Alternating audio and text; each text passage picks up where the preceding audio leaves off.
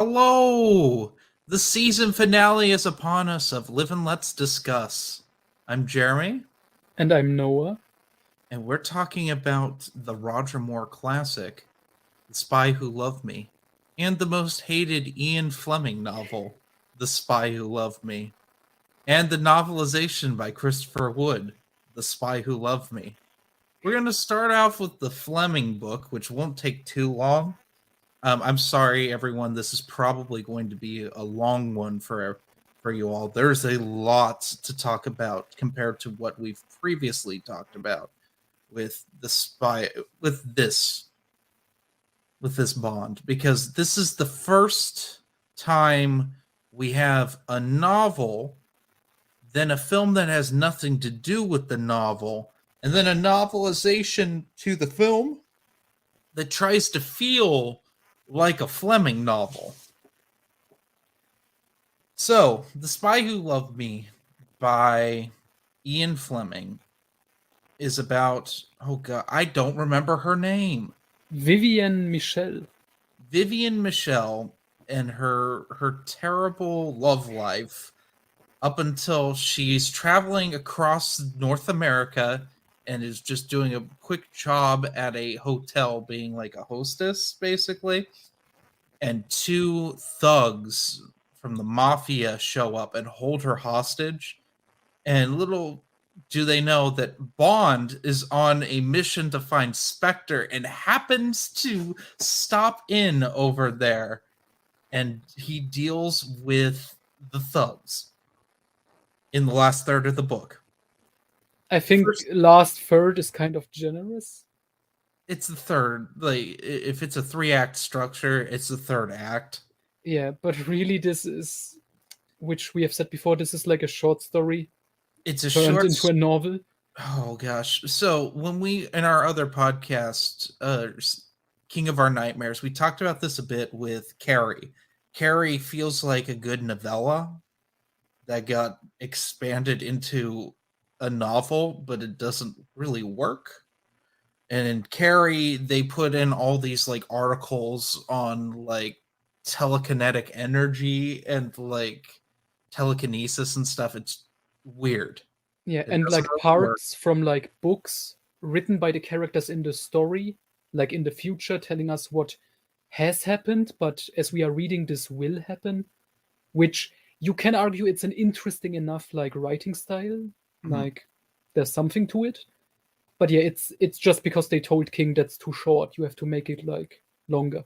But with The Spy Who Loved Me, it really feels like a story. The last like little bit of it feels like a story that would have been in his last collection, Octopussy and the Living Daylights, where you have something like 007 in New York, Your which is favorite. that's about on the same par. Those two are horrible, but they're like different writing styles. Where 007 New York is talking about New York. But you also have stuff like Property of a Lady is in there, which is that egg story. Which I don't think is that bad. It's not, but like we will get to this next season when we talk about For Your Eyes Only. But For Your Eyes Only, just to be brief, all of those stories feel like they were written at the same time and they have a similar writing style. Octopussy and Living Daylights was released after Fleming's death, and it's just it was basically just like leftover. Yes, Octopussy and The Living Daylights, those two stories feel like they fit together. But Property of the Lady was written for a magazine. 007 in New York, it was written for something else too. I think some sort of like anthology or like a travel report or something. But yeah. Yeah. So like those later were put in because I don't think initially they came out together. No, because that's why the title is Octopussy and the Living Daylights, because only those two stories were in it originally in the 60s. Yeah. So they added those in later, and it almost feels like the last little bit of Spy Who Loved Me would have been put in that. But the more interesting thing is what Fleming claimed that a fan wrote it. and that he published it under his name. Yeah, because he was kind of like embarrassed by it after the fact.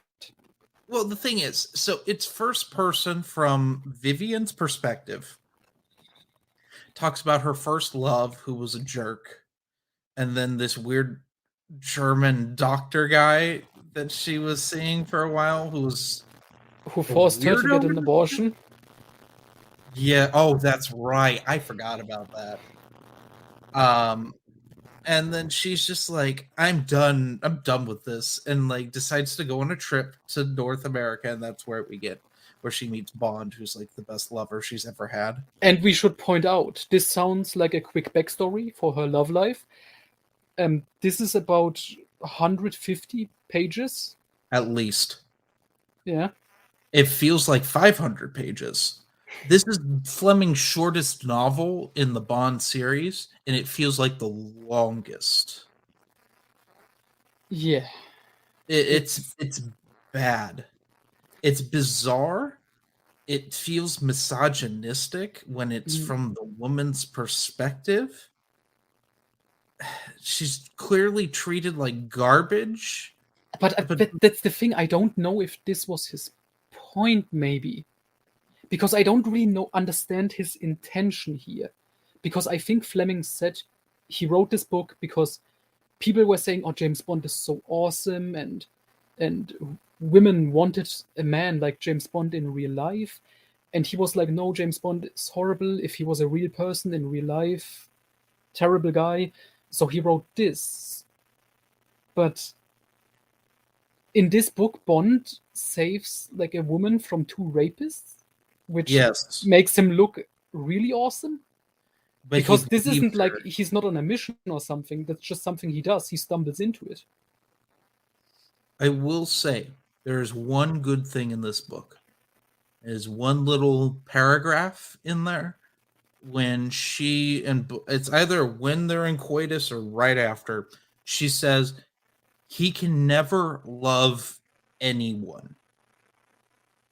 This is a man that you cannot like own, you cannot be with, which makes On Her Majesty's Secret Service very irritating because that happens next, and he decides that let's get married because she does this little analysis of Bond, and honestly, it's the only reason, in my opinion, to even read this book, because she can tell that something had happened to him. The events of Casino Royale are still very much at play with his psyche when it comes to women. And you are cutting out hardcore. Yeah, I know. Internet. It's garbage. Yeah. You just need to move here.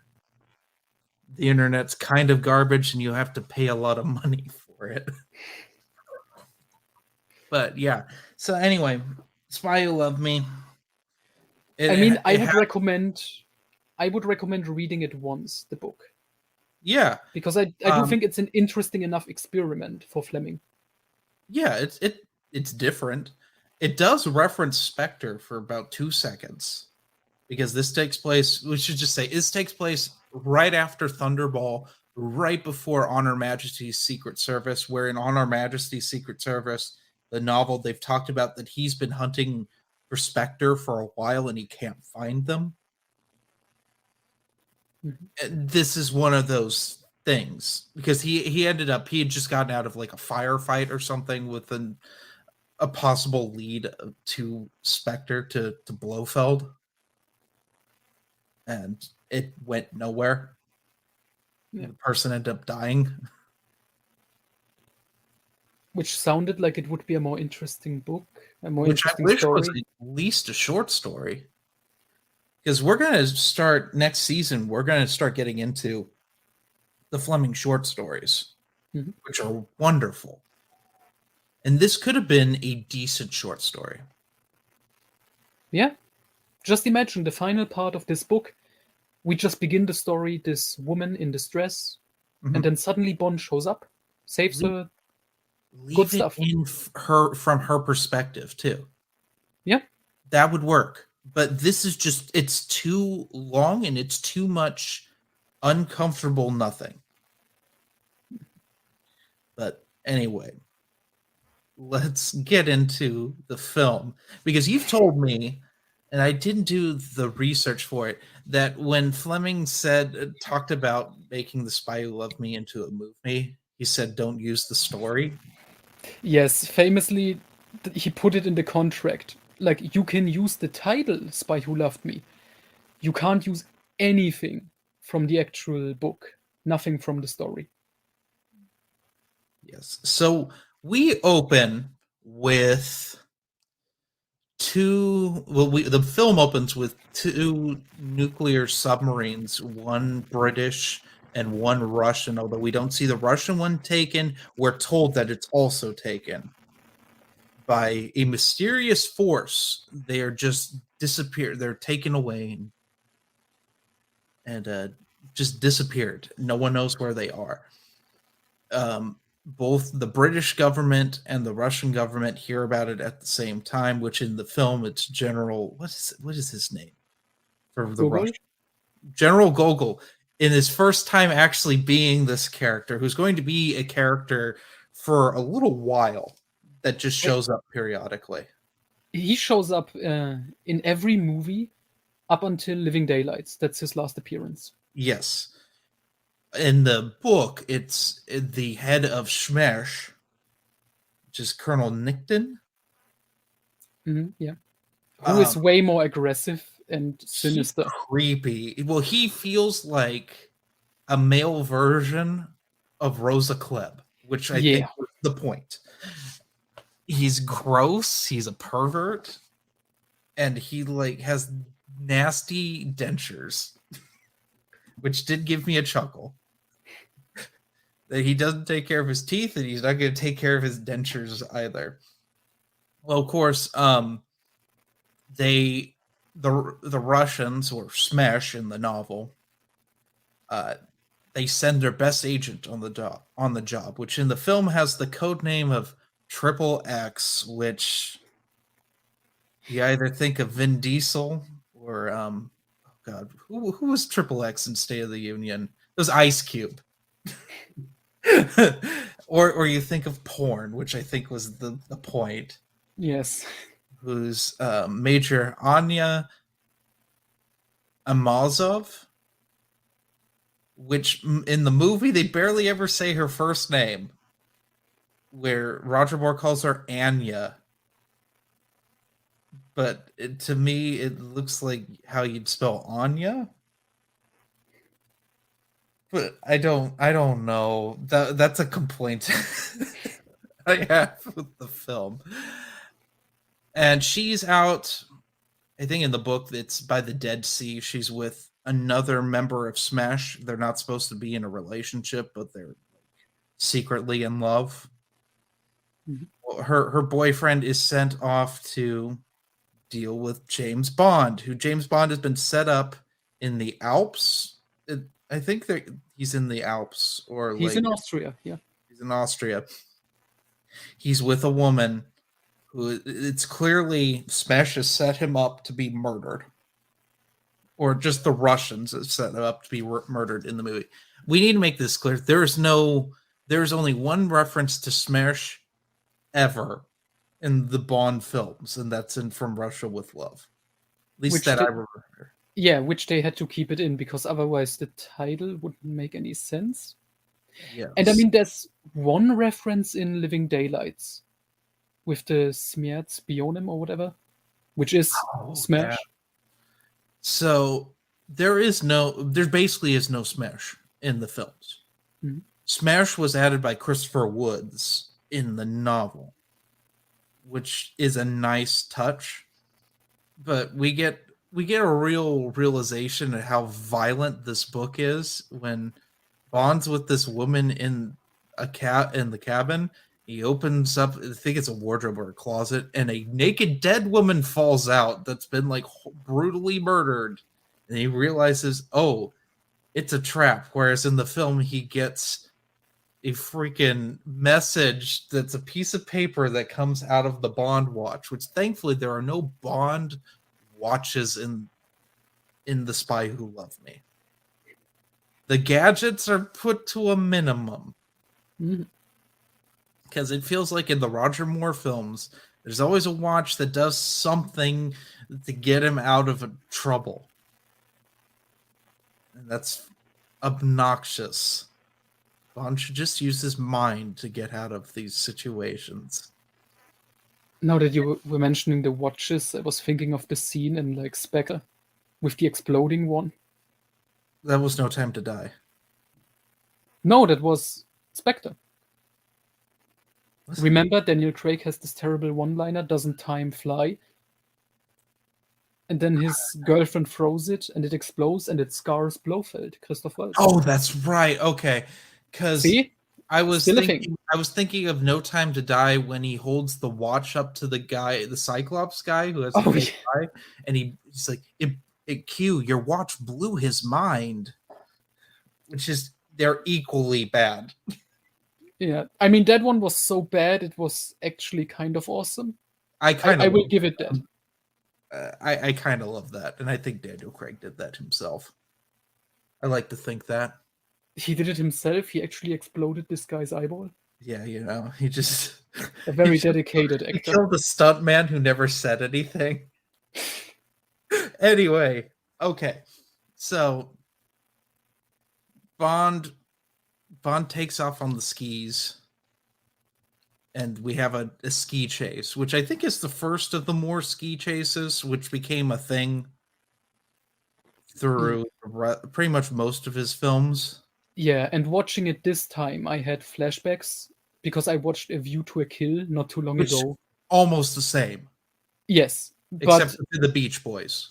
yeah, the music. Oh my god. It's better in this movie. This Yes. movie doesn't have John Barry, but it has decent music.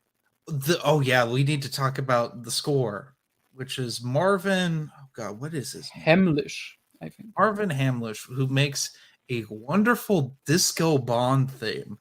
Now, people are probably cringing thinking of that, but it's really unnecessarily good. This is one of my favorite Bond soundtracks. Hmm. It's so fun. I literally will put the track Bond 77, which is the disco like remix of the Bond theme, while I drive. Like on a regular basis. Like I just find it so enjoyable. But anyway, so he kills Anya's boyfriend with the ski pole. He shoots him with it. And in I think the book he just throws it. I don't think Maybe. I remember there was something different in the book. well, it involves the ski pole and it's very graphic, but it's a reference to On Her Majesty's Secret Service when he kills that guy with the ski pole.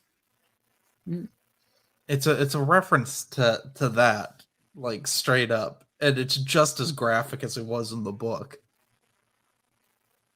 And he, of course, Bond escapes by jumping off a cliff and literally releases a parachute with the Union Jack. Which I And love. This is great.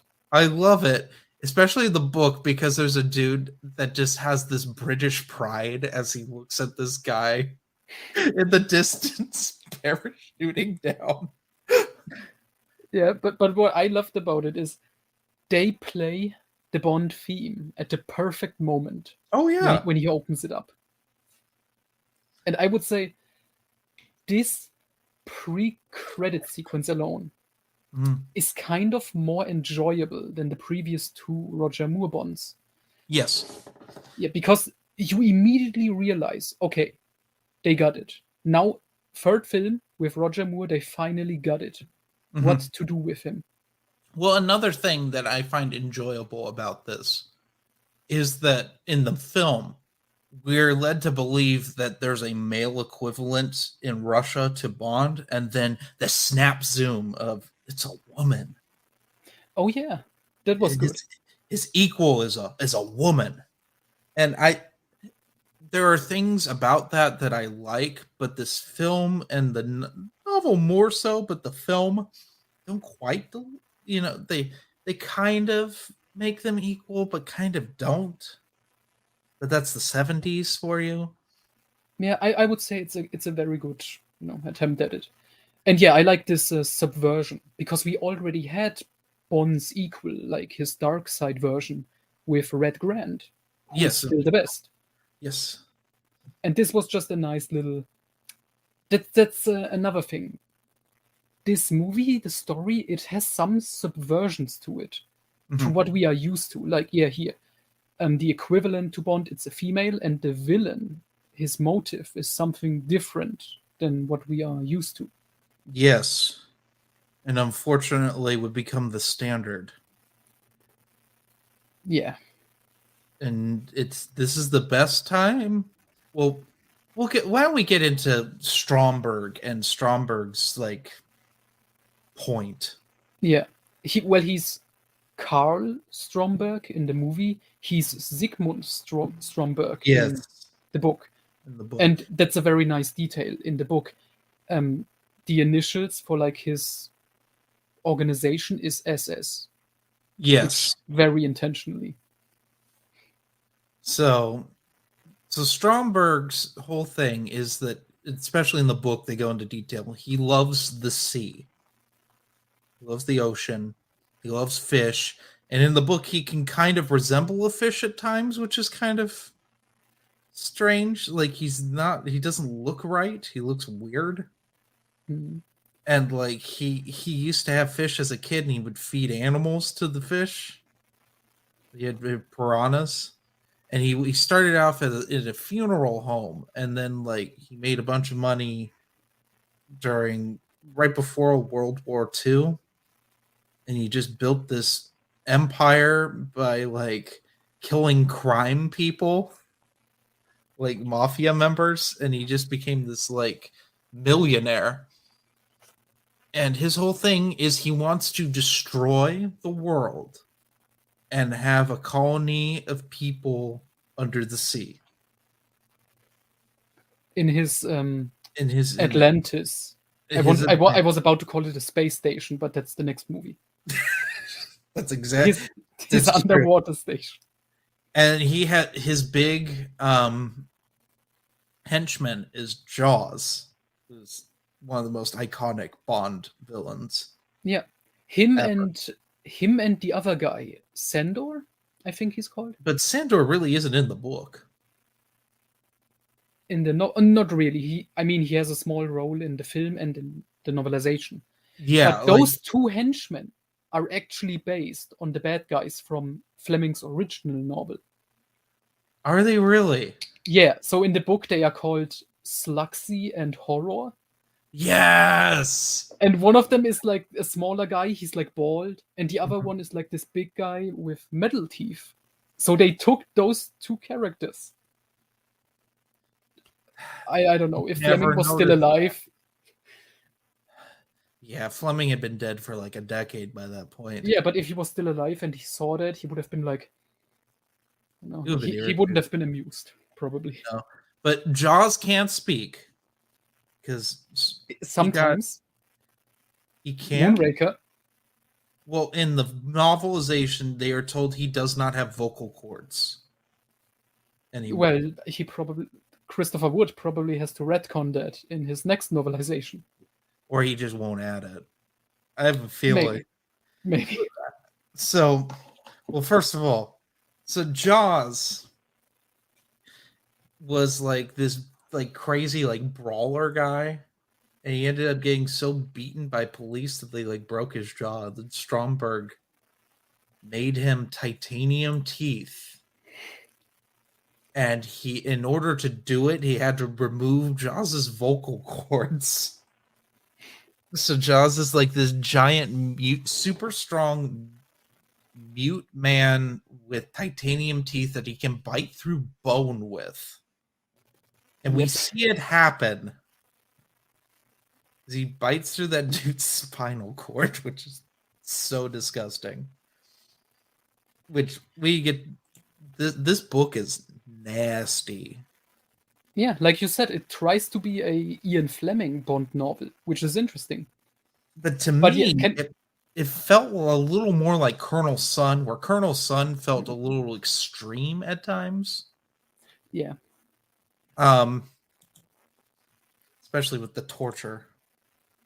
Yeah, the torture aspect. We will get to your favorite scene in the book, don't worry. But I just wanted to add quick. Jaws, he actually, similar to Stromberg, he gets a backstory. And it really has a Fleming feel to it, which I Yes. like. And we learn Jaws is Polish, and we even get his real name in the book. The name is escaping me. I do not remember. Even if you know it, like I have no idea how to pronounce this. Zbigniew Krzyzewicki? It's not pronounceable. It's too hard. You're It's some from Polish that nonsense. area. You're a closer country than I am from that. That doesn't mean I understand Polish. This is complete nonsense to me. But yeah, no. It looks like Krzyzewicki is his last name. But yeah, difficult.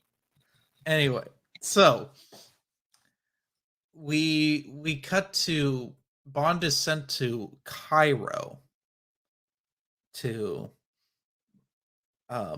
take up the customs. Roger Moore does with his friend from Oxford.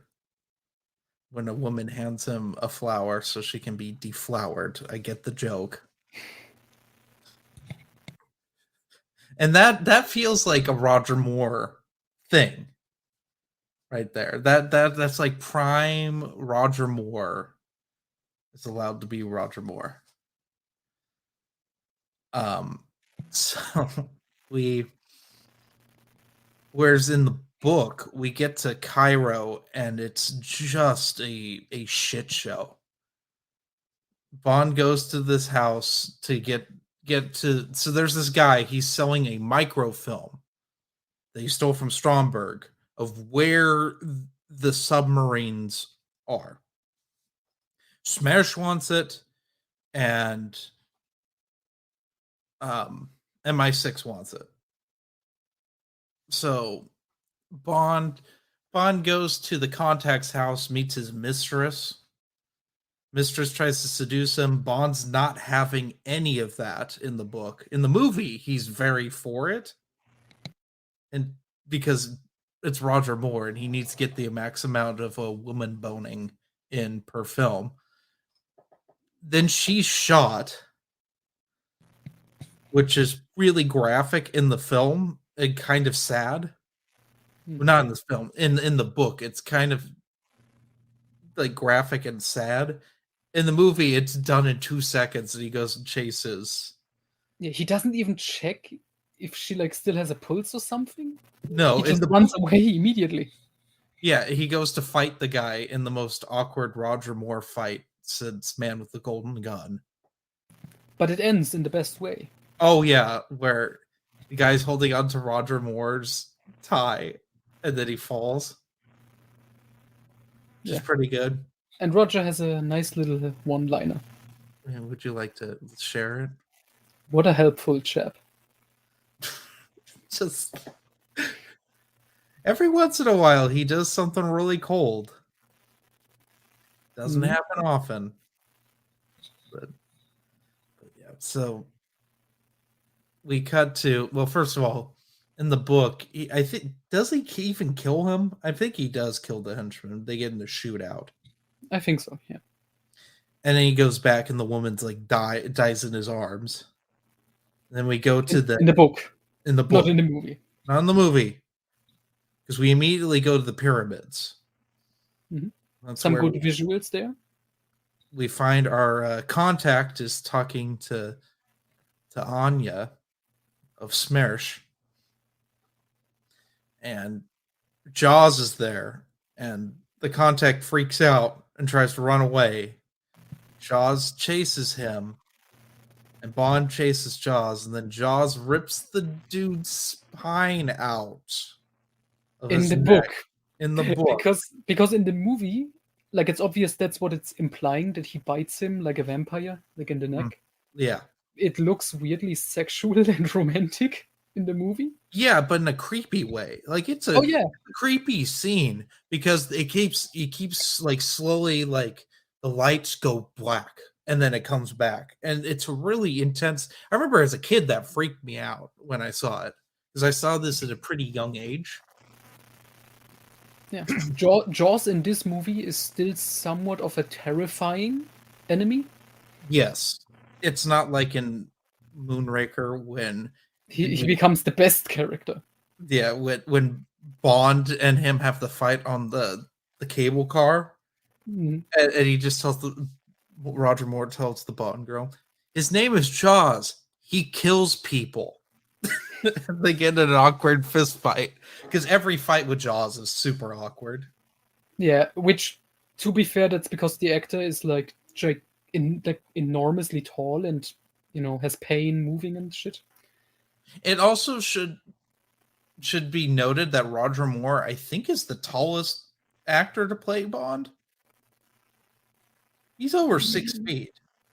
He's taller than Connery was. Hmm. But yeah, I don't know. I know Craig's the shortest. He's the Yeah, only one under 6 foot. But yeah, Roger Moore's not a small person, but he looks significantly dwarfed in front of Jaws. everyone does. Sorry.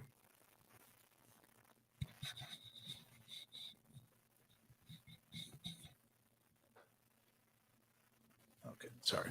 Anyway, Gabby texted me like 3 fucking times. Anyway, I I kind of love this scene both ways, but we get our big diversion. Like we diverge completely from movie to book right about now. So Bond finds this man just mutilated, and in the book, he gets captured by Smash. In the movie, he gets in a fist fight with the two Russian guys that are with Anya. He beats them both up. Easily, then walks away and is like, I hope you enjoyed the show. Yes. In the book, we get to the one of the most uncomfortable torture scenes I've ever read in a Bond book, and I don't say that lightly. Yeah, Christopher Wood is apparently a big fan of Casino Royale with the Oh famous god. ball torture scene. Yes, which we have not talked about that really on here yet because we haven't gotten to Casino Royale. But the torture in the book is horrific in that, and he just takes it up a notch because it's like he was a big fan of the simplicity of it in Casino Royale and just how graphic the torture was in Colonel Sun. So, boy, let's combine them together and we just strap a car battery to Bond's testicles. Which, Can you granted, imagine? Can you I have imagine? seen this before because I've read Kick Ass, and this happens in the comic book of Kick Ass. So, like, I knew as soon as the car battery came out, I'm like, they're going to attach it to his genitals. That's 100% what's it. And sure enough, mind you, I want to just say I was at my girlfriend's job. She was working a weekend, and I just came up with her, and I was just reading that. And I read this whole torture sequence because it goes on for a while. And I'm just like grimacing. She's like, "Are you okay, Jeremy?" And I'm like, "Yeah, I'm reading something horrific right now."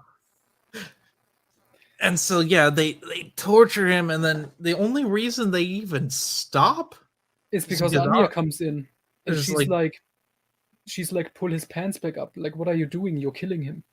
yeah, and they're like, "This method has worked for us many times," and then Bond kills them.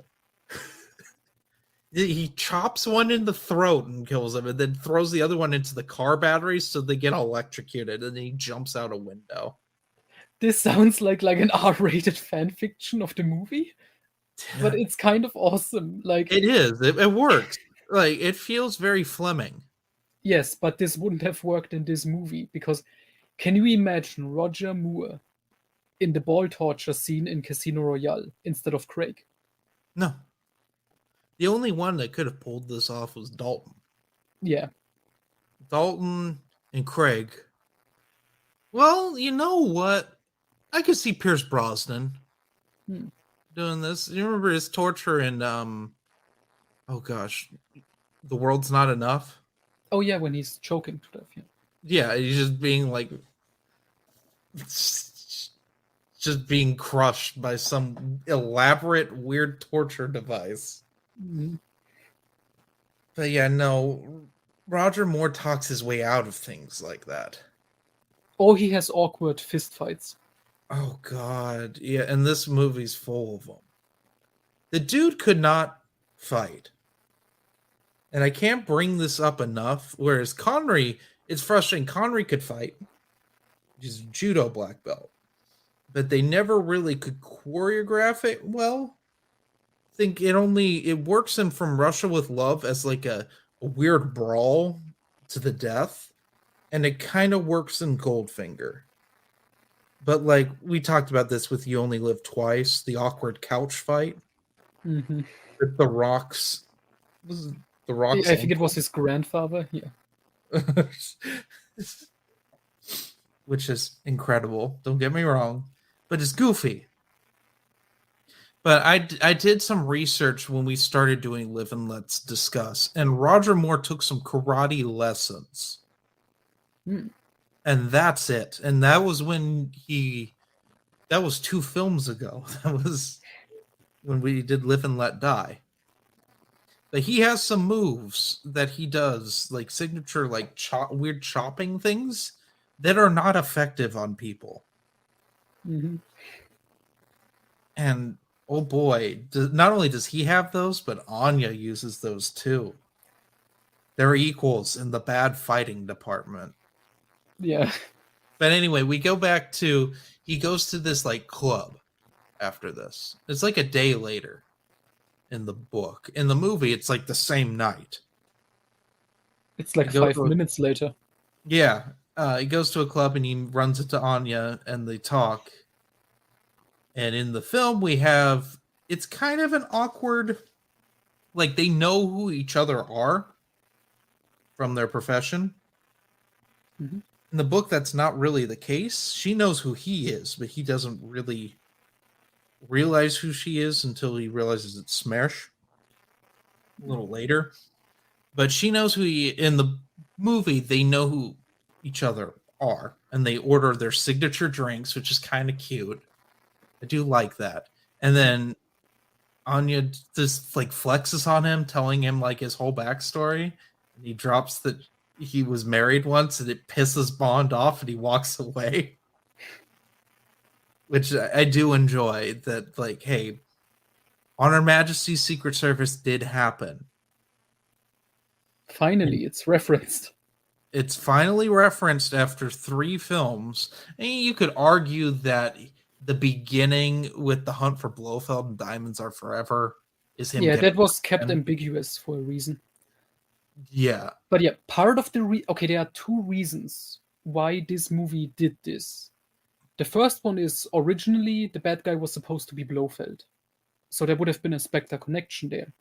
Hmm. The other reason is something I don't think we have mentioned yet. This was produced by the famous Cubby Broccoli, Yes. who I think we brought him up a couple of times, but the first movies up until Man with the Golden Gun were produced by Broccoli and Harry Saltzman. Yes. And behind the scenes, there was a lot of drama with Harry Saltzman and Broccoli, and they eventually like split. Yes. And also because Man with the Golden Gun wasn't really that successful, it Mhm. didn't bring in as much money as they would have hoped to. And Spy Who Loved Me was a gamble for Broccoli, who was now all alone. Mhm. And he was like, okay, if this is the last Bond film, we're gonna show, okay, this is Bond. We're gonna reference the previous movies, the significant events like Tracy, obviously. We're gonna bring back everything and just go all in. Mhm. Pump all the money in with special effects and stunts and stuff. Which you can feel in the movie. Yeah, it feels this does isn't an ugly film, whereas the previous 3, if we're being honest, especially Diamonds Are Forever, they all feel cheap a lot of the time. Mhm. Or Diamonds, especially because they had to pay Sean Connery a ton of money to even show up. Yeah. But yeah, And all of them had this cheap feeling to them. And yeah, they were all directed by Guy Hamilton, who also did Goldfinger. And this one was directed by Lewis Gilbert, who also Mhm. did You Only Live Twice, and then Mhm. would later also do Moonraker. And all of his Bond films are essentially the same movie. They are. This is the best version of it, though. Yes. Because here everything worked. Yes. And like the theme of it as a whole, with both the novelization and the film, is really nice. That, hey, Bond is going to fall in love with his equal from the opposition. And if this was going to be the last Bond book or film, thematically, it works. Oh, yeah.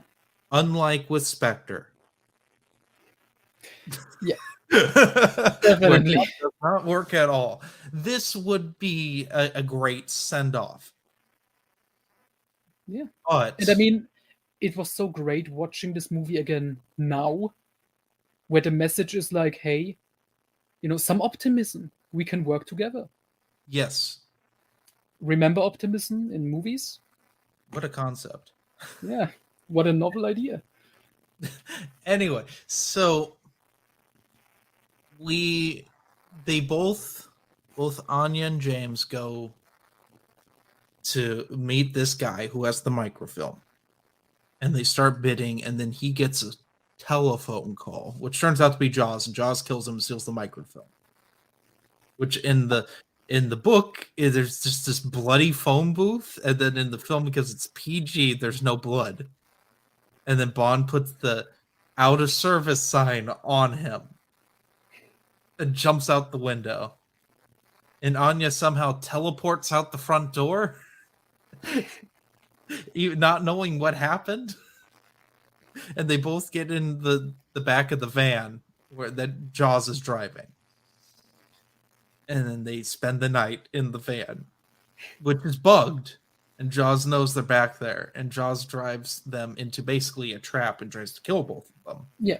I would like to point out in that scene, Anya mentions, oh, we have files on him. And Bond also has them. And she tells him, oh, his name is Jaws. He's like this hitman. Mhm. This explains your complaint about Moonraker. About like how does Bond know Jaws' name? Yeah. Yeah, I didn't remember that.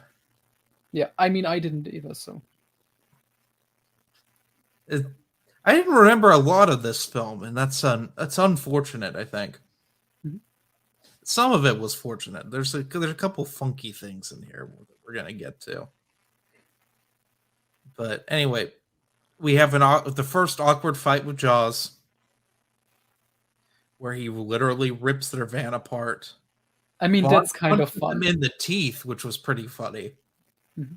That's a pretty comedic moment. But But I do love how this fight shows how over the top Jaws is as a bad yeah. guy when he's literally ripping the van apart. Like, Well, we had to outdo Odd Job. yeah, I feel like no one had topped Odd Job in the films. There hadn't been a henchman like him. I mean we had good ones, great ones, unique ones, but Yeah. like physically strong like that, Yeah. like Odd Job, that's Yeah. I mean, remember Odd Job's karate demonstration in the book of Goldfinger? Where he's like oh yeah. flipping around and breaking everything? Oh yeah, he got to eat one of Goldfinger's cats as a Oh reward. god, I forgot about that. God. Oh. I mean, Jaws literally eats a shark in this movie, so Yes, that is true. And possibly in the book. yeah. It's left ambiguous. Mhm. But what I love about this van scene is like Anya is driving, and it's this really comedic scene where they are going back and forth and trying to get rid of Jaws. Yeah. And Bond is just sitting there making like jokes about women drivers. which is not in the book. Oh yeah, that's a Roger Moore thing. That's a Roger Moore thing. That feels frustrating because in the book there's just mutual panic. Because Anya was full on. There's something we need to point out thus far in the book. Anya doesn't give a shit about Bond. Does not. That's the enemy. If he dies, then I have no qualms with that. In the movie, that barely factors in. Like they're kind of flirty with each other the whole time. But I think he starts to realize that she's part of Smash at this point, and she's not to be trusted. But they're attracted to one another. Especially he's attracted to her. Of course, it's Bond. She's a hot female that's dangerous. And hey, they do mention that Smash has tried to kill him twice with women, which is a book reference. Reference both the novel From Russia with Love and Casino Royale. Jeez.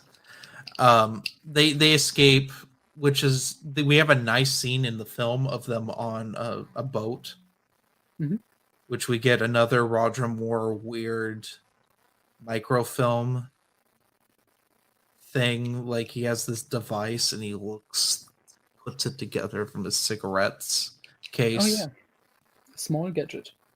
Yes, but then we get to the best moment. Oh, when she blows weird powder in his face and knocks him out? You were about to say poison, right? I was about to say poison. Yeah, that's pretty much what it is. Yeah. Because they are flirting with each other and Bond thinks he's gonna get some. Then she pulls out like her cigar case or something, takes one, and then right in his face, which she does drug him in the book. Oh, yeah. She injects him with something, I think. But what I love about this scene is, after this, Bond returns to like headquarters in Egypt, right? Yes. And then we get a great scene in the movie where there's just General Gogol is there. Yeah, and Bond is pissed. Yeah. I love and confused at first. Yeah. And I love how this implies, I mean, clearly shows like she probably kind of knew at this point, maybe, that she and Bond were supposed to work together and, arrive there together. But she still knocked him out and stole the thing just so she could be like, I arrived first, I have it. I'm better than you. Yeah, I'm better than you. Bond is confused. Yes. Because there's that competition aspect between the two of them. Because Bond has every intention of abandoning her at one point. And yeah, I do enjoy it. And I love when M walks in and is like, there's a change of plans. Yeah, and then he's like, you probably see my counterpart from the KGB is here. Which in the book there's more tension because because the Russians in the book are very much Fleming's bad guy Russians. Especially Nickton. Yeah. Nickton's creepy. Yeah. And he gets all jealous that Bond is like eyeing up Anya. Because we didn't even talk about that. Yeah. In the beginning, so there's a scene in the beginning when Anya's called into the office. It's in both the book and the film. And she's given her mission. She's told that her lover's dead. In the movie, Gogol just says like, hey, we've known this has been going on for a while, despite you hiding it from us. In the book, Nickton comes on to her, and it's actually kind of a tense scene that reminds me a lot of the novel From Russia with Love. Where Rosa Klebb came on to, oh God, what is her name? Tatiana? Yeah. Yeah, he's kind of trying to like blackmail her. Yes. And he makes like this plan where it's like, okay, I'm gonna tell her that it was Bond who killed her lover, so she's gonna kill him and then I'm gonna get some. That's pretty much it. which is gross and weird. Yeah, but Gogol in the movie is like just a nice guy. Yeah, he's Like, just he's M's counterpart. yeah, and I like that M and him, they are like really good with each other. Like he Yeah. calls him Miles, which is the first time we get M's name in the movies. Yes. And I just like that. We also, I forgot to mention it. We meet the next M. Oh And yeah, Admiral Hargreaves is his yes, name. who ends up replacing M 2 films from now? Yeah, Robert Brown. I think he first appears in Octopussy. Yeah, because I can't remember if it's that or For Your Eyes Only. No, I think Bernard Lee died during like pre-production of For Your Eyes Only, and they said out of respect we're not gonna choose another actor. In For Your Eyes Only, they just say M is on vacation or something. Yes, but it's still Admiral. The Admiral is there Yeah, giving orders. I mean, we'll figure this out next season. Like, yeah, but so this has led like to the fan theory because Admiral Hargreaves is here and he's played by Robert Brown, who would later replace Bernard Lee as M. And people have said, oh, this means the M from Octopussy onwards is Admiral Hargreaves actually, who became the new M. And it's like, no, no. just sorry, but no, that's just recasting. M has only been replaced in the main Bond films once. And that's addressed in Goldeneye. Yeah. And that is made clear in the film, not just in the novelization, but is made clear in the film that she is new to being M. Well, M's role, I should And say. I think what has added some more confusion to this is that we see Bernard Lee.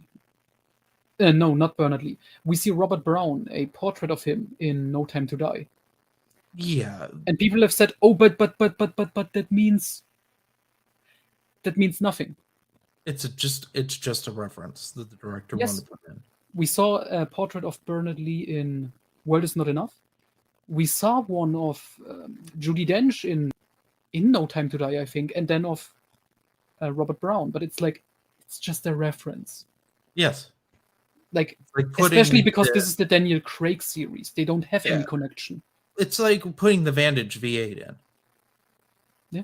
From Living Daylights. Oh my god, it's Timothy Dalton's car. Yeah. This isn't 007 Legends, people. That's not canon. Oh, it could be, I suppose, but If you want to believe Robert Brown's M is Admiral Hargreaves, whatever. But I'm pretty sure M, like Miles Mazavi M, has like a different military rank. Like he's also Admiral, but like a different type of Admiral. I think someone pointed it out. Hargreaves would have to be like demoted instead of promoted if he was still an Admiral. So. Yeah. Anyway. So Amazova and Bond are to team up and stop Stromberg. We figure out it's Stromberg. It's a great scene of the two of them working together unintentionally. So they get assigned to work together, which they're not super thrilled on, but we start getting the romance. At least in the film, we start getting the romance then. In the book, it takes a little bit. And we cut to the Lotus. Yeah, your favorite car. I want to point it out. I like Lotuses. I think they're really cool cars. I don't like 70s Lotuses. They look doofy. Like, the thing is, the current Lotus equivalent to this Bond car, I mean, obviously doesn't go underwater. But, like, it takes some of the styling of the 70s Lotus, but it doesn't have the boxy back. That's my issue with it. The back of it looks weird. Looks like they kind of wanted to make... You know what it reminds me of? It reminds me of a 90s Camaro. That's not a compliment, because the 90s had some of the most ugly cars ever made were in the 90s. This Lotus is funky, and I get that it is a big deal car for Bond fans because it goes underwater. It's the Wet Nelly. But it is an ugly freaking car. It might have driven really nice, but it is a goofy looking car. And that's something to be brought up with The Spy Who Loved Me, is this feels the most 70s of the Bond Yeah. film, with the 70s tux. This is the first time we have Bond in the gun barrel is wearing a tux instead of a suit. I think he looks good in this movie with his outfits. But like they're very dated. I Yeah, love obviously. flare pants. Don't get me wrong. If they made flare pants for men, I would wear them, but they're very 70s. My dad, for instance, he always craps on this film because he always thinks it looks too 70s. And I think that really comes from the Lotus. The Lotus looks like a 70s car. 70s British car, not a 70s American car. But it's just the Lotus, it's whatever. Not my favorite Bond car, but I get that people like it. Anyway, it's also not my favorite look, but it has cool functions. Yes, Turns into a submarine, so it doesn't go invisible and have automatic shotguns on it in Iceland. Yeah, that's. Or it's not like the fucking underwater thing from Escape from LA that he uses. Oh god, that's another one that's bad.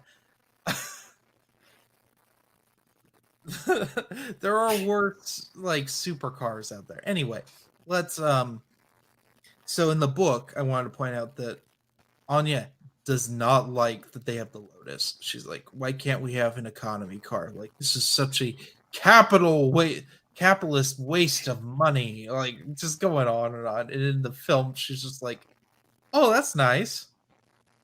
Yeah. We miss most. This is one of the few times we get. We didn't even talk about the whole Q thing. Q branch has been moved out to Egypt, and they have a whole bunch of their gadgets and stuff. And it's just funny. This?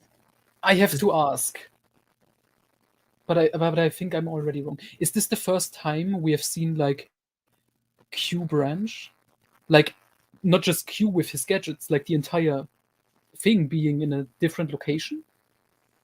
I think so, but technically, if you watch You Only Live Twice with the ninjas, the Japanese equivalent to Q branch. We've seen something like this before with when Bond learns to be a ninja in You Only Live Twice. But it's the first time we've seen the Russians. It's the only time we get the Russians in there, and that's funny to watch them kind of react to all this nonsense. Because that's what Q branch really becomes, and that's what it's going to be for now on, is just nonsense gadgets for jokes. Yeah. Even in Dalton's era, in Living Daylights, it's still like this. And like in Brosnan's era, it's like this, especially in Die Another Day, where it's not only that, but it's references. And bad ones. But oh god, we need to. So we get the Lotus, and for the first time, we don't get all the features of the Lotus told to us. Yeah, so we get a surprise later. Yes. But first things first. Q. Anya says, "Good morning, Major Boothroyd," which I love. I love that too. Because not many people know this, I guess, but yeah, Q's real name is Major Boothroyd, which is the character we see the first time in Dr. No. And in the book, they never refer to him as Q. Novelization. This novelization is very much the Fleming books. There is Q branch. Q branch is referenced once, actually twice, but there is no Q. Which is something in the Gardner books that is a thing. Oh, instead of Q, we got QT. I didn't know that, but I was thinking of his novelizations. They reference Q. Well, Q is a character, of course, in License to Kill, so he's in the novelization. But in Goldeneye, there is Q. Yeah. Like both those novelizations. So it's nice that Christopher Woods still stays with the Fleming notion that there's Q branch, but he's not named Q. Mhm. I wonder if that will stay for Moonraker. Now we have to watch out. Yeah. Because this could just be the end of the Fleming timeline, basically. Mhm. Because this, well, anyway, I'll get to that at the end of this video or recording, whatever this is. I don't know. We've been going for an hour, and it feels like an hour, but we're only halfway through the freaking story. Oh my god. We have to hurry up. We haven't even talked about the villain yet at all. We have a little bit. We went through What the about his scenes in the movie, which are good? Not yet, but we're getting there. Anyway, so we in the so they're supposed to be married. Bond on it's like their cover is that they're married, and he's a marine biologist. So Stromberg invites him to his fortress. I'm gonna call it a fortress, which is this weird model thing that can go underwater, and it can rise out of the sea, and it can be towed with his giant tanker ship. Yeah. So And we it go looks to amazing. Yes. Actually, it's the only model that kind of works. Because we have a bunch of models and stuff in this movie, and this movie was not meant for high definition. So a lot of the special effects shots that involve models look really, really bad. So we get to, first of all, we have another Bond girl, kind of, who's like not in the book at all, but she's like a sort of henchman or henchwoman for Stromberg. She's of course attractive, of course. And Bond flirts with her a little bit, which makes Anya jealous. But in the book, Anya's just not thrilled to be there at all with Bond. Which we have my favorite line from the book. Absolute favorite. Where she's like, do you always drive this fast? And Bond's like, no, sometimes I speed. Just gave me a little chuckle. Because he does drive crazy fast, like he's playing with a toy, basically, is how Anya puts it. So anyway, we get to Stromberg's fortress, his sea fortress. And Atlantis. Bond and Stromberg in the book barely talk. Yeah. Which I think is a little detriment to the book. Because we don't get a lot of Stromberg and Bond interacting with one another until the end of the book. But in the film, we get a little more. But the big thing that's the same with both of them is that Bond sees, because we haven't talked about this, in the beginning, Stromberg punishes an assistant who let the microfilm disappear by throwing her into the ocean so she's eaten by sharks. Yep. And with like a little trapdoor in like the elevator. Yes. And Bond sees her hand just on the seafloor. And like sharks swimming around it. So like we realize that Stromberg's definitely the villain at this point. Well, Bond realizes it. Like how serious things are gonna get. And Stromberg quizzes him on a fish, which I kind of love that there's in the novelization we have a reason why Bond knows what this fish is. Aside from, he would probably have some idea what the fish are in the Fleming books because he free dives often, and then the Hildebrand Rarity, that short story would have been a thing. And he does know some things about fish, but we get an additional explanation that he had a roommate in college who had this fish in like What a a book. happy coincidence. And it just happens to be it's a little like, okay, whatever. But like in the films, we all know Roger Moore knows everything. Yeah, he's a walking Wikipedia. Yes. He's just a dictionary and an encyclopedia and a thesaurus. Roger Moore, the smartest Bond? Yeah, he's the worst fighting Bond, I can tell you that. Yeah. He's the best talking Bond. He was more of a lover than a fighter, as Connery put it. But anyway, we have a little more reaction with Bond and Stromberg talking. Not much is added. We do, and then Bond and Anya go off where they're set up to be killed. But Anya says, like, oh, yeah, I didn't see anything. Although in the film, we do learn about the tanker this way. Just looking at a model of the tanker. I don't remember how they learn about it in the book.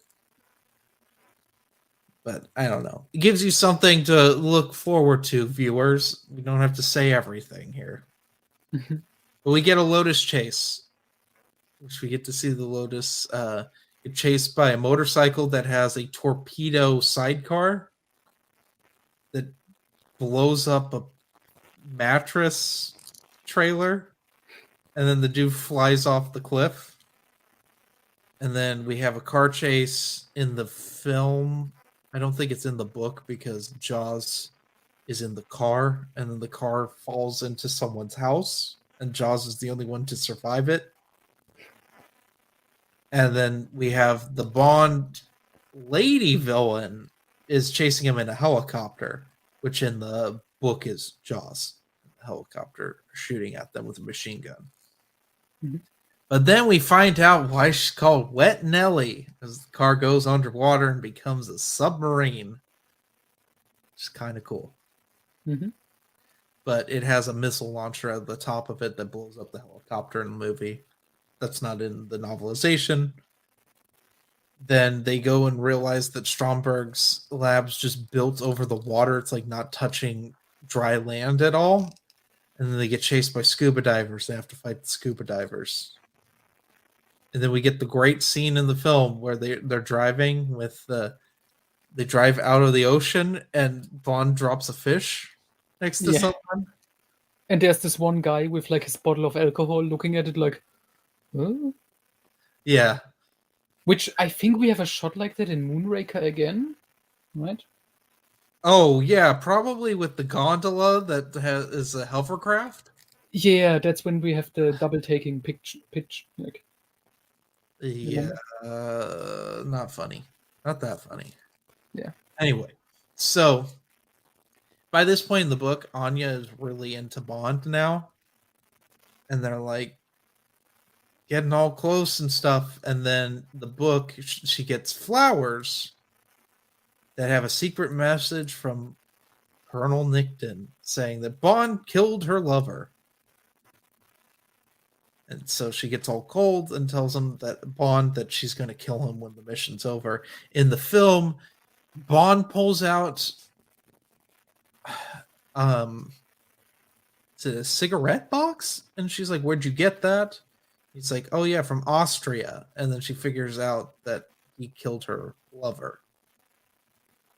Which both of them lead to a great scene where Bond's like, "Hey, we both know what business we're into. This is what happens. I don't enjoy it, but this is what our jobs are. Like, be professional about it." Which is cold Bond, but like it makes sense. Mm-hmm. It's nice to get that they're basically the same scene from book to film. Yeah. Because we don't. Whenever we get Roger Moore doing something like cold like that, it's very refreshing and it feels very Bond like. Mm-hmm. So now we get to our climax, which is we get the not Felix Leiter, but basically acts like Felix Leiter because all Americans act the same. Yeah. They're Bond's friend. Mm-hmm. He I can't even remember his name, but like he's the captain of a submarine, and he lets.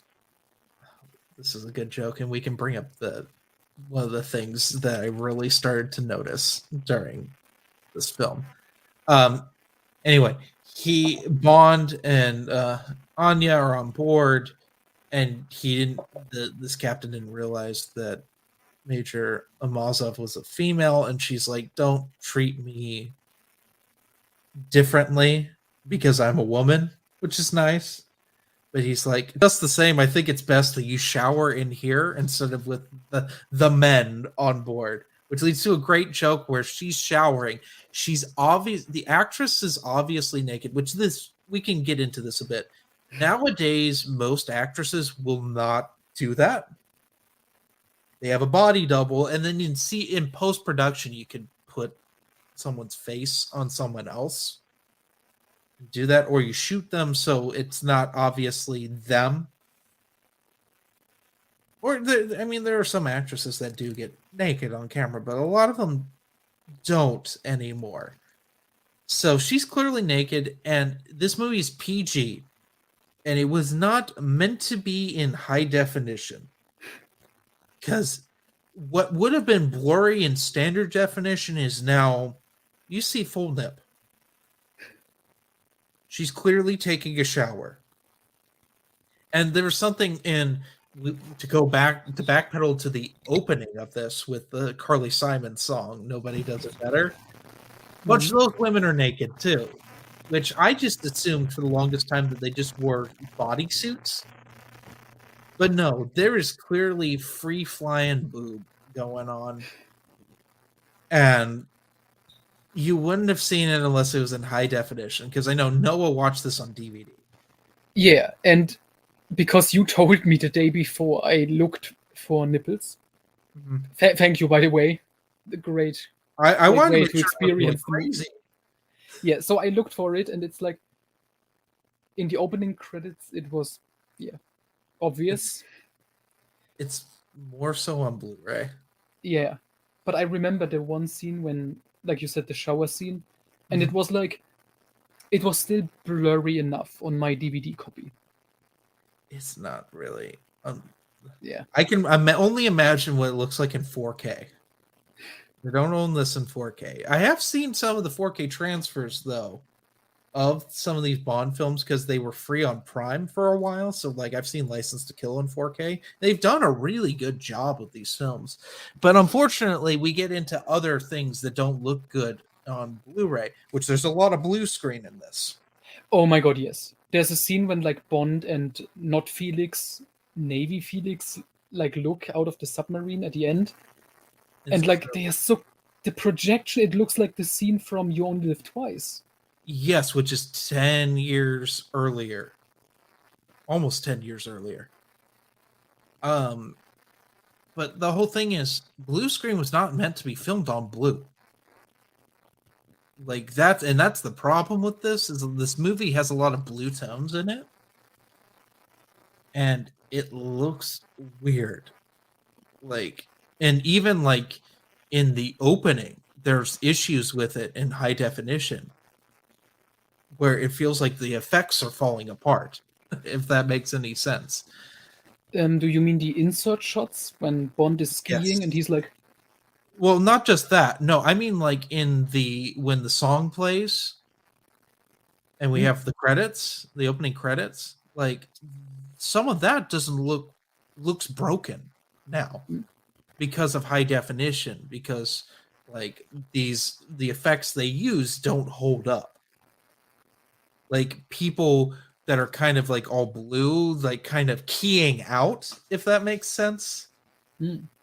Like for people who have like work on film or have like a degree, like I have a degree in this, like I'm trying to explain it best I can. Like people like start to fade out because it's stuff on a blue screen and it's blue tinted everything. Like all these Bond like credit introductions, like opening credits where they play the song and stuff, like they are a specific color palette, like to the film, and like a lot of films have like a color tone to them. Like what did you call Spectre? The piss yellow Yes, film? Spectre is piss yellow. Yeah, but like a lot of films have a color tone. Like things are there when you color correct, you have like a color theme sometimes. And Spy You Love Me, because a lot of it's on the ocean, is blue. Like that makes sense, right?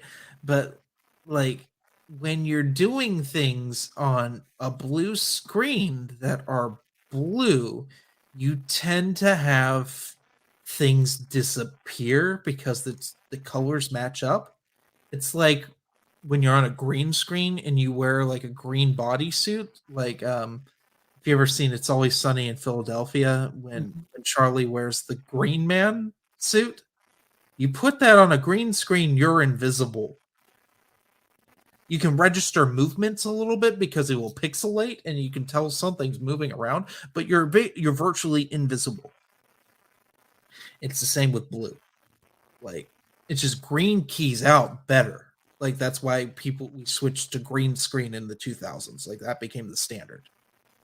Like, during like the Star Wars prequels, for instance, some of it's on blue screen, some of it's on green screen when it came to Revenge of the Sith. When stuff Mhm. was like Mustafar is all on green screen because there's so many effects going on, it wouldn't work on blue screen. Like does that make sense? Yeah. Like so like we get things like that that don't work, that are like optical effects. They just don't work anymore because it's the unfortunate thing about high definition is you really start to see that it's not lifelike anymore. Like things you could suspend your disbelief on like VHS or even on DVD, you can't on Blu-ray, and you really can't on 4K. Or when we switch to 8K, it's going to start pulling apart these older films that like started using special effects like this. Like any 70s and 80s films are not going to really look good anymore. All right. I'm done. I'm done with this, but where were we? Oh, we're Um, on the submarine. right. The submarine is captured by Stromberg's tanker, which turns out it opens in the front and swallows up submarines, and it can fit three of them all next to each other. Which is very similar to the You Only Live Twice with the rockets, with the Yes, thing that and eats them. it also reminds me in Tomorrow Never Dies. I think there's another ship that's like this too. Yeah, yeah, right. So this is a recurring thing that happens. It's cool every time. I'm just gonna say that. Like Mhm. I think it's ridiculous, but it's kind of neat, and it's kind of plausible. And they're wondering why the ship was shaped like that. Well, now it swallows up submarines, and they're all captured. Then Stromberg realizes that Bond and Anya are on there to reveal that Stromberg knows who they are. And then in the book, I like the books like Bond and Anya's farewell, like they're never going to see each other again. Where because in the movie she refuses to say anything to him because she's so mad at him, but in the book she's like Stromberg's like, I'm very curious to see what kind of offspring you and Jaws would have, Oh man. which is horrifying thought. And if you've read Colonel Sun, which has a horrific sort of assault scene like that that's implied, I was in absolute panic mode at this point because I'm like, oh my god, it's gonna be like Colonel Sun again. It's just gonna be bad. Where it actually happens. Oh, No, if it did, thankfully, no, I know it didn't happen, but you were afraid it would happen. yeah, because I'm not. This is a '70s book. I'm ready for the worst to happen. This is when Death Wish came out. All right, like horrible things happened in '70s media.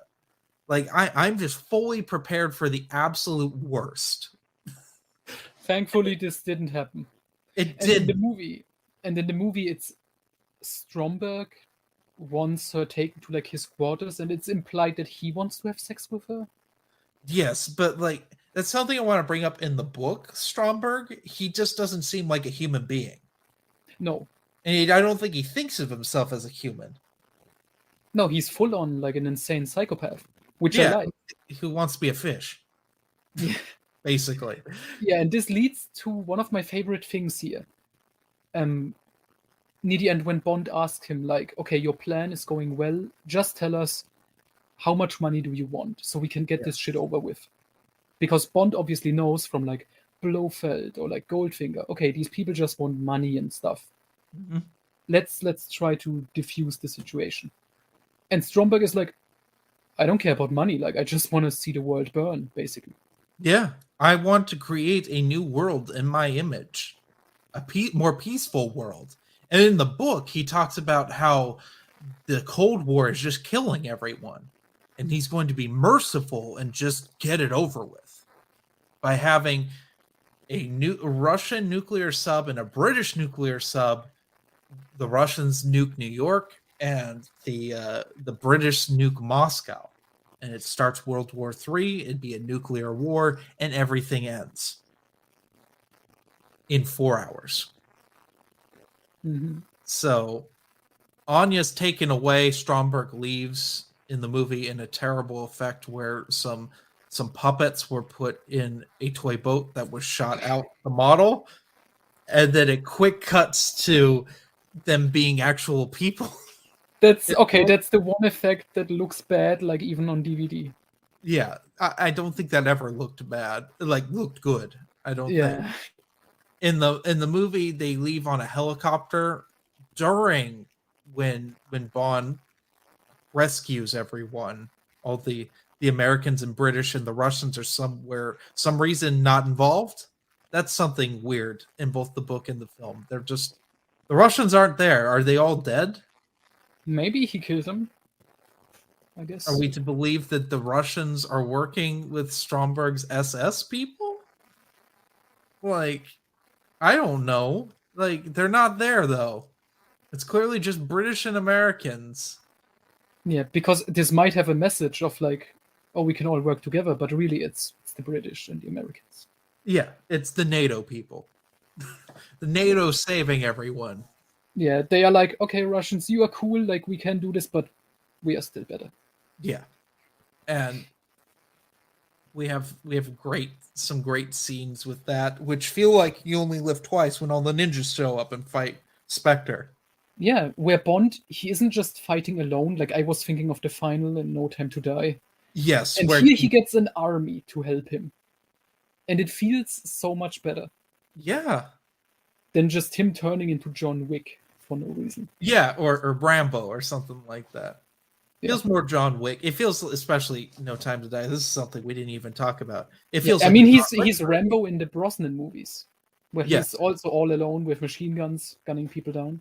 Yeah, but like in this,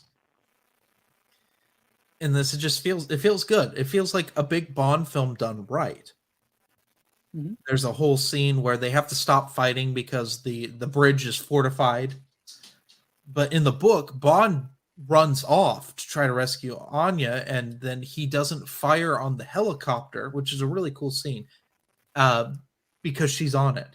And then he's like, I have doomed everyone because of my poor judgment.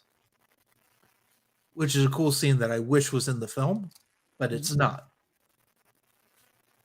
If it would have been Dalton, they would have done it. I'm just saying, like, Yeah. but this era, they wouldn't have done it with Connery either. but it's a good Fleming sort of moment in the book that's omitted from the film.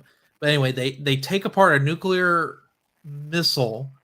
They take the detonator out and they make it so they can blow up this like blast screen, like this titanium blast screen, so they can get into the bridge and stop everything. And that's a tense scene where Bond's writing on the top of the weird camera system, which I think he just crawls through the grates in the book. I can't remember. But he drops it. It's a tense scene, and then we get some more fighting, and then like they stop World War III from happening, but they still got to get Stromberg. Yeah, because they make the two submarines shoot at each other, destroy each other. They changed the coordinates last minute. The last 4 minutes. Which was an exciting moment because Bond is sitting down at like the terminal and he takes like the manual and reads like, he turns the pages, okay, how do I do this? And then just types in how to do it. And it was, there's no music, there's nothing. It was really awesome actually. Yeah, it's tense. So then they escape, which is an intense scene. And they sink the tanker, but they still got to go to Stromberg's fortress, Atlantis, to go fight Stromberg, which I like the book's version better, where Bond puts on scuba gear and gets shot out a torpedo shaft to go fight Stromberg. It felt like Live and Let Die, the novel. And he's scuba diving his way to the lair, and that it felt like that. Although he's not attacked by sharks or barracudas. I was expecting that, but it was nice to not have that. But he has an hour before they just destroy the fortress. And he gets there with like another gadget delivered by Q. Yes, and I don't like that. Yeah, I don't like how it's done, because Bond is like, no, this other guy is like, okay, how will you get to Atlantis, to his base? And Bond is like, get me the thing Q sent me in the mail. And then the scene goes on for like 2 minutes where like a guy comes in, puts it down, Bond opens it, looks through it, he gives one of the parts to the other guy, he looks at it, it's like the handlebars. Yeah, the handlebars, and then it cuts to Bond actually driving the thing. Yeah, but it's like a little jet ski thing, and it looks dumb. Yeah, but I was thinking, how much better would this be if it wasn't so drawn out? Like, he's like, how are you gonna get to Atlantis, Bond? And Bond is like, bring me the package, Q sent me. And then it cuts. And he's driving. That would have been better, but it just looks goofy because Roger Moore looks too big for it. Yeah, it looks like a children's toy, similar to like Little Nelly and You Only Live Twice. He's so tall, it just doesn't look right. And then he just rides up no problem at all. Yeah, I like that effect with Atlantis and him, arriving there on the... Yeah, fair enough. I mean, it's practical. Yeah. But we have our confrontation with Stromberg, which is the most brutal thing ever put on film for some reason. Oh yeah, so the film Stromberg tries to has like this weird harpoon tube thing under his under the dining table, and Bond sits at the other end. And it shoots out explosions for some reason. Yeah, it shoots out an explosive harpoon. And then Bond's like, my turn. He sticks the Walther PPK down the tube and shoots him like twice in the balls. He shoots him right in the balls twice. And then just shoots him to the the chest twice. Yeah. And then shoots him an additional time. He shoots him 5 times. And then I think it's really the last shot we get of Stromberg. It's him like on his, he's like, as he's falling to the ground and he's all bloody. And it's, I think this was like left over when he was supposed to be Blofeld. Yes. In the book, though, he and Bond get in a scuffle because they start shooting the fortress, and the fortress is already going underwater. Mm. Still, it because it's over this like chasm that Stromberg has no idea how deep it goes, but he's like, I plan to kill myself, and this thing is just going to compress down because of the pressure of the ocean, which is a terrifying thought. But then they start shooting it as it's going because it starts going down, it starts moving, so they just go ahead and start firing on it, and then in the blast, the table goes and crushes Stromberg's skull, which is a disgusting thing. Oh my god, that should have also happened in the movie after he got shot. Yeah, Like, just go all out. but we get our fight with Jaws, which is goes different in both the book and the film because we didn't explain something. We admitted something from the film, the train fight. Right. Yet another train fight. Yeah. With Jaws. And I intentionally didn't say it because it shares parallels to how the book fight last fight with Jaws goes in the book. So earlier on, Anya and Bond are getting close, and they have adjoined quarters on a train, and Jaws assaults Anya, like beats her up and is going to kill her. And then Bond comes out, and he and Bond have a fight. Then the only reason they stop Jaws that time is Bond takes a lamp, smashes the bulb so it's like electrified, which doesn't work, by the way. That's not a thing that happens. And he shocks Jaws' teeth with the lamp, with the exposed bulb. Yeah. That's not how electricity works. Well, they do something similar when Jaws and Bond have their final confrontation, where first of all, he breaks Bond's hand, like shatters his right hand to get the gun out of his hand. Because in the movie, he just shoots Jaws in the teeth. Why couldn't you, if you're that good of a shot, why can't you aim higher to dome him? That would have saved you trouble, but no, he shoots him in the teeth, and then the PPK jams. And then the two of them brawl, which leads to a great scene where they fight in the magnet room. Which, why there's a magnet, I don't know. I don't understand why that's there. But he magnetizes Jaws by his teeth and then dumps him in, so Jaws fights a shark. Yeah. Jaws versus Jaws. Yes. Which I think was a joke. Definitely. So he ends up killing the shark. Like, that's clear in the film. But in the book, Jaws and Bond fight, and Bond finds some exposed wire, and he like grabs it, he shoves it in Jaws' mouth. It just starts electrocuting him, but it doesn't kill him. And then Stromberg has like a tank with a shark in it, and the shark jumps, like the tank bursts because of all the shooting, all the missiles being fired at Atlantis, and then it's left up to interpretation which Jaws won. But then Bond and Anya escape in the very comfortable bed escape pod. Oh yeah, Stromberg's personal little escape pod. With the champagne. Yeah. So, and then we get in the film we get our like confrontation of, is Anya going to kill Bond? And then they decide, the fuck. Yeah. With the great moment, she's pointing the gun at him. We get a close-up of her finger pulling the trigger, and then the champagne, it pops. Yeah. And then we get our great pun when they're rescued of... Oh yeah, their bosses like Gogol and M and Q and everybody is just looking in there when they are like post-coitus. Yeah, and they're like, Bond, what are you doing? He's like, keeping the British end up.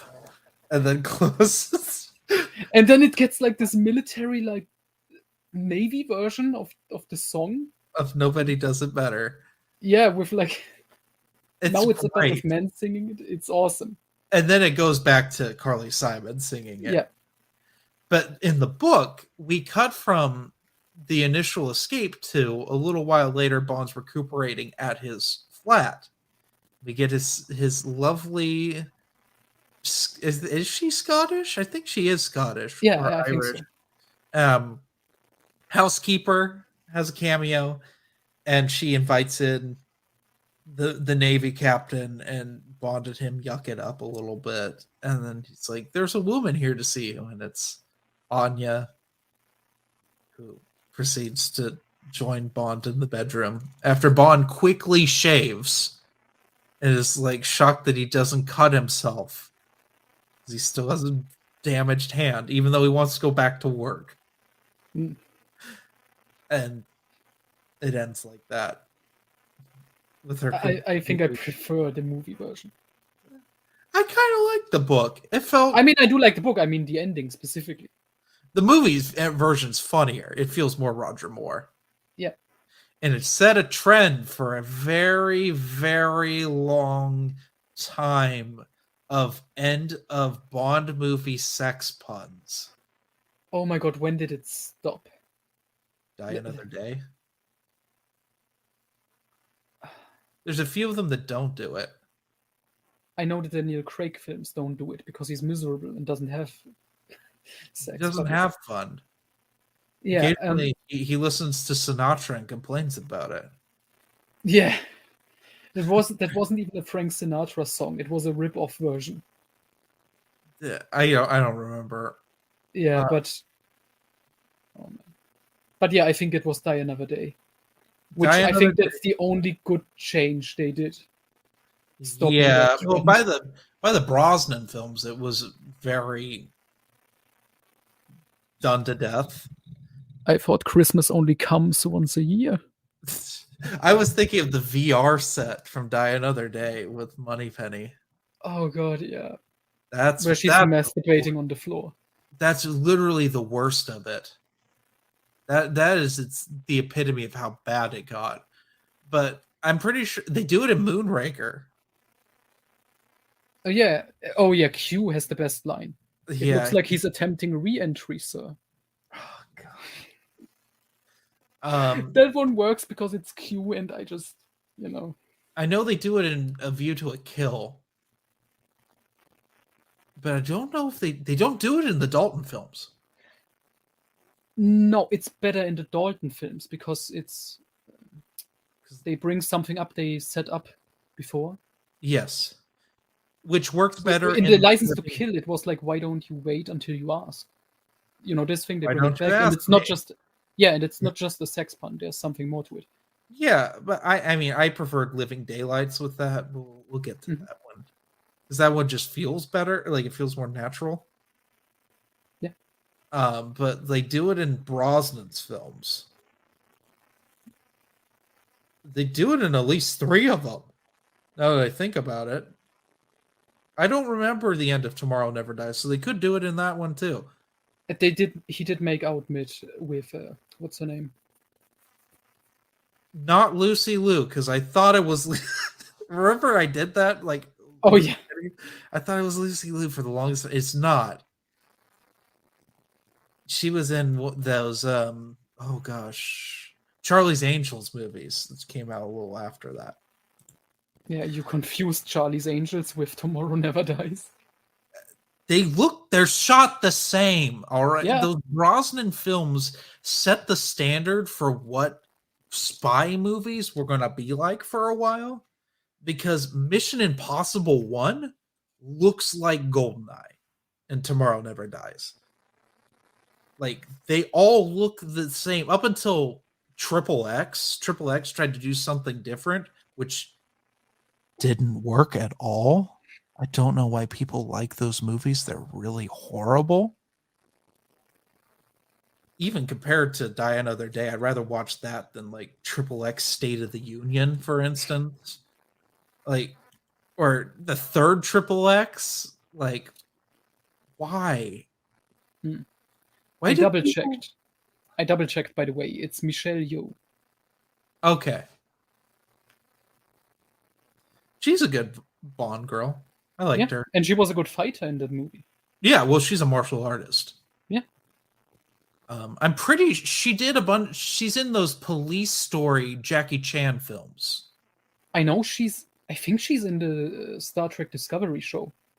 Well, that's. I feel sorry. Yeah. That's horrendous. This is what this podcast has become. We just like, ugh. Modern stuff sucks. Yeah. But what It can we doesn't. do about it? John Wick doesn't suck. John Wick's pretty good. When we start the John Wick podcast, Oh yeah, we get 3 episodes done. we'll review the comic Mm. that I think Boom Studios came out with. It's mad. It's very mediocre. It's kind of a prequel, but not really. Mm. It took forever to come out. It's a 5-issue mini, and it took, I think, 2 years to come out. They like made issue 1 and then didn't make any other issues. And then they was like, oh, I guess we'd finish it. Hmm. But yeah, Profit. John Wick Chapter 4 comes out this year, I think. Really? Oh. This year or next year. There is a Chapter 4. I've not seen Chapter 3, so I couldn't. Interesting, but I missed it when they stopped at like a trilogy. That's just what I prefer. I just, I like when something works and it feels fresh. And I'll take that until it's not fresh anymore.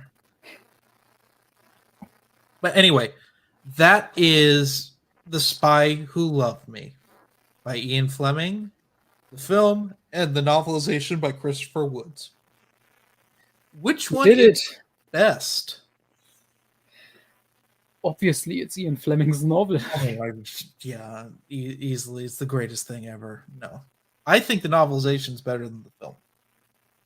But with Really? that being said, yes. So to me, as a whole, if they were to never write any Bond books after this, it feels like the perfect end for the Bond character. Hmm. Like Fleming's Bond. Okay, I can see it. Because he's now he and the enemy. He's come to terms with things from Casino Royale now. Mhm.